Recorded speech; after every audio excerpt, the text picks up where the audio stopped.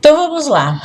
Falar da Vila Sônia. Vamos falar um pouco hoje do Instituto Ana Rosa, uma importantíssima instituição aqui da Vila Sônia, em São Paulo, para quem assiste o programa aí de fora, né? O Instituto Ana Rosa é importantíssimo. E eu falei que eu demorei para fazer a pesquisa, essa pesquisa sim foi bem demorada para fazer, né? É uma história muito bacana. Então, primeiramente, vamos saber quem é Ana Rosa, né? Ela chama-se Ana Rosa de Araújo Galvão, nasceu em São Paulo no dia 4 de setembro de 1787 e faleceu em data, dia e mês desconhecido no ano de 1860. Foi filantropa e em seu testamento doou 3/4 de seu patrimônio para obras de caridade.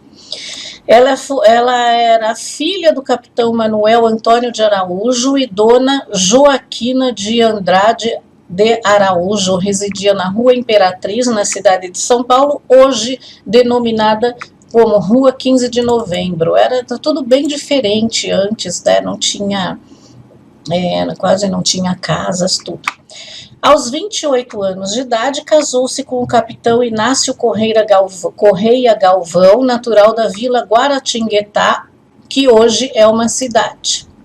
Já bem idosa, viúva e sem herdeiros diretos, ditara o seu testamento ao cônego Joaquim do Monte Carmelo, assinando-o ao 10 de junho de 1860.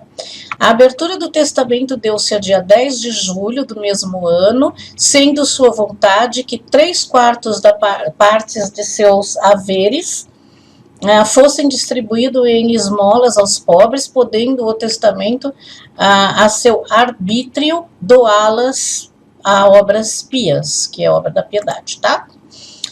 Alguns dos testemunhos nomeados já haviam morrido quando se deu a abertura do testamento e outros se encontravam ausentes do país. Dentre os que se encontravam presentes, a escolha recaiu o nome do senador Francisco Antônio de Souza Queiroz, tá aí na figura. Para atender ao desejo da falecida, ele preferiu optar pela cláusula de aplicação das 3/4 partes do legado em obras pias. Obras da piedade. Dotar a cidade de uma associação de amparo à infância já faz parte das cogitações do senador. Reunindo as contribuições de parentes e amigos às suas, o senador completou os fundos necessários à formação da Sociedade Protetora da Infância Desvalida, hoje Associação Barão de Souza Queiroz, de Proteção à Infância e à Juventude, fundada 10 de novembro de 1874. Veja quanto tempo tem esta obra, né? Em homenagem à memória de Ana Rosa de Araújo Galvão, o internato da entidade recebeu o nome de Instituto Ana Rosa, que antes, inclusive, era Instituto Dona Ana Rosa, localizado no Distrito Paulista da Vila Sônia. Nas proximidades do Instituto também há uma escola estadual denominada Escola Estadual Dona Ana Rosa de Araújo. Muitos daqui da Vila Sônia estudaram lá. Levam ainda o nome de Ana Rosa de Araújo, o Largo Ana Rosa, e a estação do metrô Ana Rosa, de São Paulo, na Vila Mariana. O Instituto Ana Rosa foi fundado em 1874 e foi a primeira iniciativa particular de assistência social e formação profissional do Brasil. As atividades se iniciaram na chácara de seu fundador, Francisco Antônio de Souza Queiroz, abrigando no início 62 alunos a partir de 12 anos e em sua maioria órfãos de pai. Desde sua fundação, é mantido pela Associação Barão de Souza Queiroz de Proteção à Infância e à Juventude. Como o legado não era suficiente para a importante obra que o Barão planejava e que nem seria fácil do ponto de vista burocrático, pois haveria de ser o primeiro estabelecimento de ensino privado de São Paulo, exigiria um estatuto diferenciado. Como tudo, então, desde o começo foi difícil fazer, né? Então, tudo é difícil fazer nesse Brasil. Além disso, é provável que o barão tenha feito um projeto e mandado construir o que viria a ser o futuro instituto, pois um desenho do Instituto Ana Rosa já aparecia numa planta da cidade de 1881. Vejam a figura aí. O desenho mostra um prédio de 3 andares, quadrado e bastante amplo, ladeado de palmeiras, tendo em cada um dos 3 andares 9 janelas de frente. A prova de que a missão de criar o instituto não era fácil é que, falecendo Dona Ana Rosa, em 1860, apenas em 1874 foi criada a instituição, com recursos de dezenas de amigos e parentes que, a pedido do barão, fizeram doações para a recém-criada instituição. Aliás, isso é muito comum hoje mesmo, ONGs que não são legais, né? Não são legais no sentido de só fingir que é uma ONG.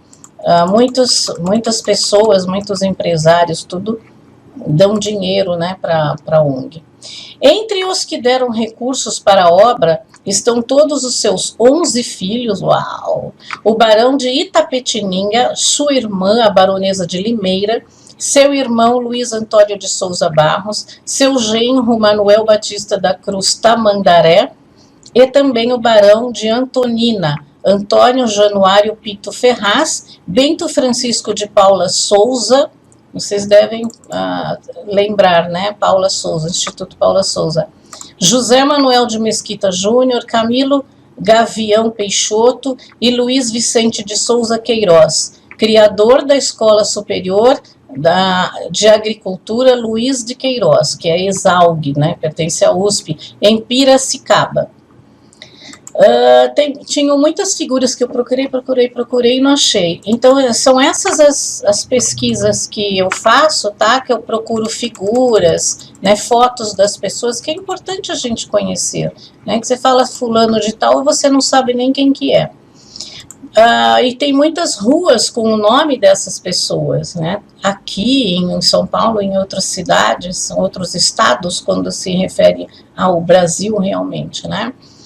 A primeira sede do Instituto Dona Ana Rosa, situado na Rua da Constituição, número 40, que é a atual Florencio de Abreu, tudo lá no centro, né? A sede mais famosa do Instituto Ana Rosa foi na chamada Chácara Velha, na atual Praça D. José Gaspar, da qual, inclusive, há um quadro que foi preservado. O Instituto nasceu, entretanto, em outra chácara do seu fundador, na Rua Constituição, número 40. A segunda sede do Instituto Ana Rosa, na Chácara Velha, no final do século XIX, onde se localiza a Biblioteca Municipal Mário de Andrade. Duvido que alguém sabia disso. Então, vamos comentar se alguém sabe, tá? Como o prédio da chácara não estivesse servindo de sede adequada ao Instituto, talvez pelo crescente número de alunos, em algum ano do final do século XIX, ele passa a funcionar na Chácara Velha, cujos portões preservados foram instalados há pouco num pórtico da sede atual do Instituto. A Chácara Velha era uma das muitas que existiam na antiga cidade de São Paulo, relativamente longe da cidade, que se concentrava em poucos quarteirões perto do pátio do colégio e do Largo São Bento, no centro de São Paulo. Era um terreno onde cultivavam hortaliças e frutas e onde se podia ordenhar as vacas e eventualmente matar um porco. Gente, vocês imaginam o centro da cidade assim, de terra, tal, fora as fotografias que eu já tinha mandado na história que eu estou contando do São Paulo? Mas vocês imaginam tudo terra, vacas, cavalos andando por lá, porco, galinhas, né? Os atuais largos do Arouche, Rua da Constituição, Rua Brigadeiro Luiz Antônio, que é o pai do barão, e o atual bairro de Higienópolis eram ocupados por chácaras desse tipo. Vocês imaginam um porco subindo a Avenida Angélica? Eu não. Semanalmente, um carro de bois saía da chácara e levava os gêneros para a cidade, pois na época não havia como conservar os alimentos por muito tempo. Ainda não se inventara a geladeira. E o comércio no Centro Velho era pequeno, não havia empórios e muito menos supermercados. Tá? A terceira sede do Instituto Ana Rosa, que essa figura é uma pintura de Arnaud Pallière com vista da Várzea do Carmo, tá? Que funcionou no Convento do Carmo até 1887. O Instituto Ana Rosa funcionou provisoriamente na Casa Velha até que finalmente em 25 de março de 1887 saiu a almejada seção do Convento do Carmo, que demorou pra caramba, houve negociações, mas não tinham feito nada que pudesse ajudar, né? Que estava vazio havia anos. Do Carmo, que seria sua terceira sede. Foram feitas algumas reformas no edifício que estava vazio havia anos. Reconstruiu-se a parte de trás do convento, que estava em ruínas, e o prédio passou a ter condições de abrigar os meninos, já então cerca de 100 crianças, tá? Mas as instalações ainda não eram as ideais. Para vocês verem, né? Foi tanto a negociação naquele convento e não se deixava fazer. Eles só conseguiram fazer depois que o convento já estava vazio, né? Bonzinhos os padres. A quarta sede do Instituto Ana Rosa foi em 1897, situada na Rua Vergueiro, 2189, na Vila Mariana. Daí nasceu os Largos Ana Rosa, tudo. O fato é que em 1897 a sede definitiva do Instituto começa a ser construído no lado ímpar da Rua Vergueiro, ainda não alargada, para substituir a sede também improvisada no Convento do Carmo. O local onde funcionaria o Instituto passou a ser chamado Largo Ana Rosa. O Instituto passou a funcionar nessas novas instalações em 1899, quando foi inaugurado, e o que era sua ala esquerda, correspondente hoje à Avenida José de Queiroz Aranha. Nessa sede definitiva, o Instituto foi usado como cozinha para as tropas e hospital para os feridos da Revolução de 1924. Por isso, foi bombardeado pelas tropas que atacavam São Paulo. Fotografias da época mostram a fachada com marcas das balas do canhão que felizmente fizeram pouco estrago. O meu pensamento é assim, deveria não estragar, não jogar bombas ou ser proibido jogar bombas no patrimônio, né? Isso é um patrimônio. No final da década de 1940, porém, a crise econômica, mais uma das muitas que enfrentou o Brasil, tornava difícil a manutenção do Instituto, e o terreno em que se encontrava se valorizava muito. Isso motivou a decisão da diretoria de vender o prédio e construir nova sede, a atual sede do Instituto Ana Rosa, na Vila Sônia. O prédio do Largo Ana Rosa foi demolido em 1950 e, no seu lugar, o Banco Hipotecário Lar Brasileiro construiu uma sede de pequenos prédios de 3 e 4 andares que chegavam quase até a atual Rua Topázio, na Aclimação. Nossa, bem grande, hein? Em 1949, o Instituto Ana Rosa passa a funcionar da sede atual em uma área de 30 mil metros quadrados. Eu acho até que diminuiu por causa do metrô, né? Mas isso eu não pesquisei. Até hoje, a associação, administrada pela quinta geração dos descendentes do fundador, é a mantenedora do Instituto Ana Rosa, que oferece atendimento total gratuito, desde creche até oficinas de iniciação profissional.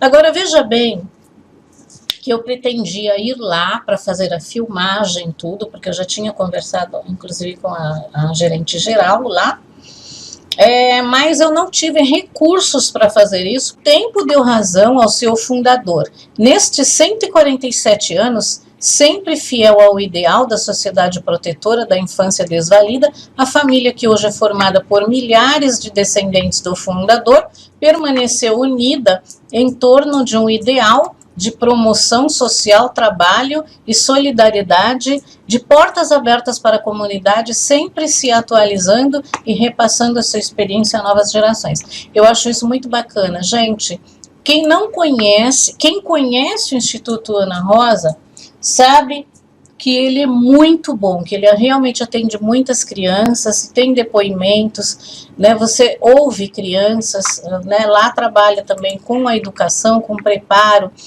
Tem uma horta maravilhosa que continua lá, tem música, tem um monte de coisa, tem trabalhos, as pessoas saem profissionalizados de lá. E quem não sabe, eu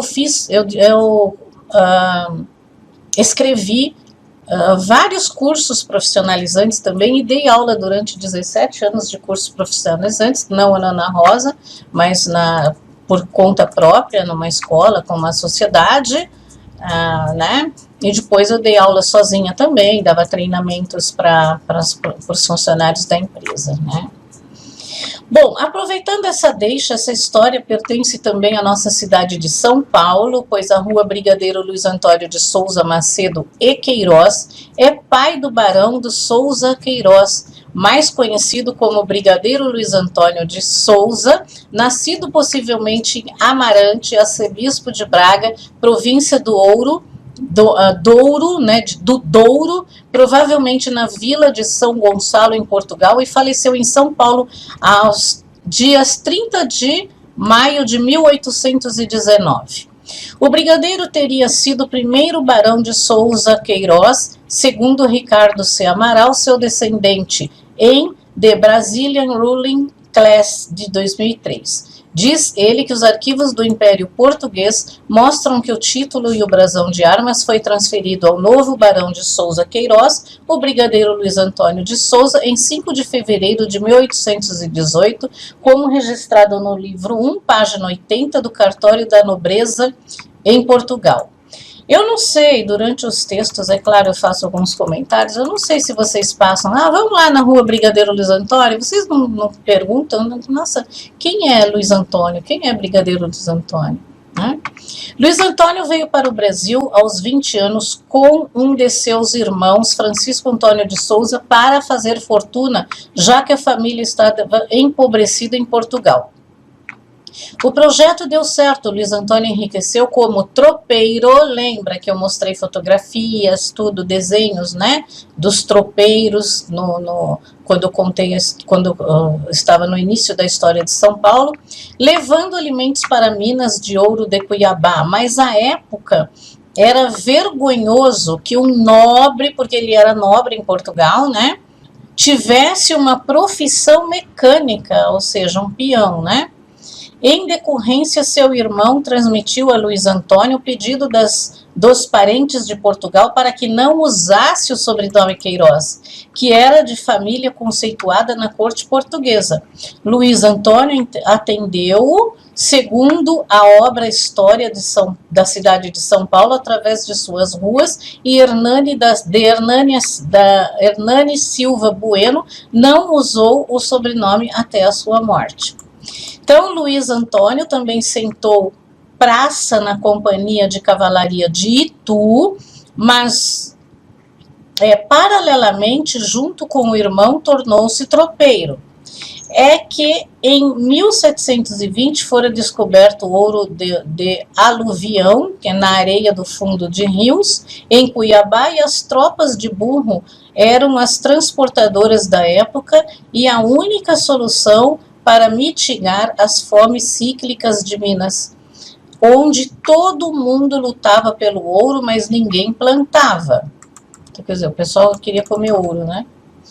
Casou-se o brigadeiro também em Itu, em 1797, com Genebra Barros Leite, Genebra Leite de Barros, segundo seu testamento, da antiga família paulista, também enriquecida graças ao ouro de Cuiabá. Genebra era natural de Tu e a partir de então o brigadeiro, já o mais rico homem de São Paulo, passou a residir na capital. Na parede de azulejos da entrada do Museu Republicano em Itu estão retratados os mais antigos moradores da cidade e se destaca a representação de Dona Genebra. Olha, eu acho legal contar essas histórias, mas eu fico revoltada de tanto que sugaram, ainda sugam, né, o Brasil. O brigadeiro teve 6 filhos. Francisca Miquelina de Souza Queiroz, casada com seu primo, coronel Francisco Inácio de Souza Queiroz, e Lídia Mafalda de Souza Rezende, casada com o senador Estevão Ribeiro de Rezende e Marquês de Valença.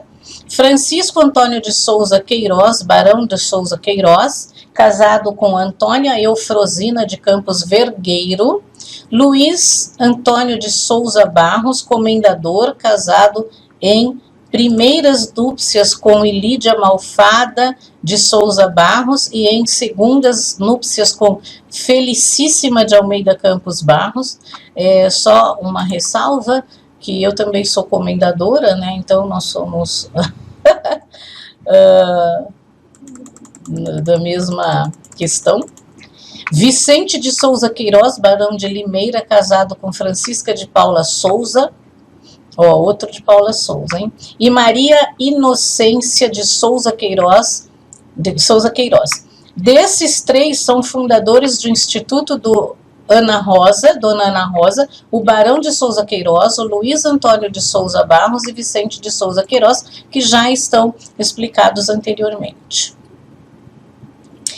A explicação para os filhos do brigadeiro usarem o sobrenome Souza Queiroz é que, quando já rico, ajudou os parentes empobrecidos de Portugal, esses lhes devolveram o nome. Ele aceitou para seus filhos, mas preferiu continuar usando como o nome ficou conhecido no Brasil. Viu? Quando você é pobre é uma coisa, quando você é rico é outra coisa, né? Em memória sobre a viagem do Porto de Santos à cidade de Cuiabá, de 1826, o oficial português Luiz Dom Alincourt refere-se ao brigadeiro e à sua fortuna. Comenta que a agricultura era magnífica na região de Campinas, por não haver saúvas na área que são fatais às plantações, e diz que há um termo desta vila 60 engenhos, contando os do fabrico de aguardente, 15 dos quais são movidos por água e outros muitos que podem levantar por esta maneira cômoda. Vocês lembram o que é saúva? Saúva é uma formiga, tá?